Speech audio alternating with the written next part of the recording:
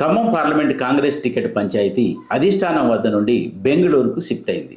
ఇప్పుడు బెంగళూరు వేదికగా ఖమ్మం కాంగ్రెస్ రాజకీయం నడుస్తోంది. ట్రబుల్ షూటర్ డీకే శివకుమార్ ఈ వ్యవహారాన్ని డీల్ చేస్తున్నారు. అంతకుముందు ఏఐసిసి అధ్యక్షులు మల్లికార్జున ఖర్గే ఈ వ్యవహారంపై జిల్లా మంత్రులతో చర్చించారు. ఉప ముఖ్యమంత్రి మల్లు భట్టి విక్రమార్క, మంత్రి పొంగులేటి శ్రీనివాసరెడ్డి హుటాహుటిన బెంగళూరు వెళ్లి ఖర్గేతో ఈ ఉదయాన్నే చర్చలు జరిపారు. ఖర్గే టికెట్ విషయంలో ఇద్దరికీ నచ్చజెప్పే ప్రయత్నం చేశారు. ఈ విషయంలో పట్టుదలకపోతే పార్టీకి నష్టం జరిగే అవకాశం ఉందని కూడా హెచ్చరించినట్లు తెలుస్తోంది. మరోవైపు మంత్రి తుమ్మల నాగేశ్వరరావును పార్టీ అధిష్టానం సంప్రదించింది. అధిష్టానం టికెట్ విషయంలో ఏ నిర్ణయం తీసుకున్నా కట్టుబడి ఉంటానని తుమ్మల స్పష్టం చేశారు. అయితే పొంగులేటి మాత్రం తన సోదరుడు ప్రసాద్ రెడ్డికి టికెట్ ఇవ్వాలని పట్టుబడుతున్నారు. బట్టి తన భార్య నందినికి టికెట్ ఇవ్వని పక్షంలో రాయల నాగేశ్వరరావుకి ఇవ్వాలని కోరుతున్నట్లు వార్తలు వచ్చాయి.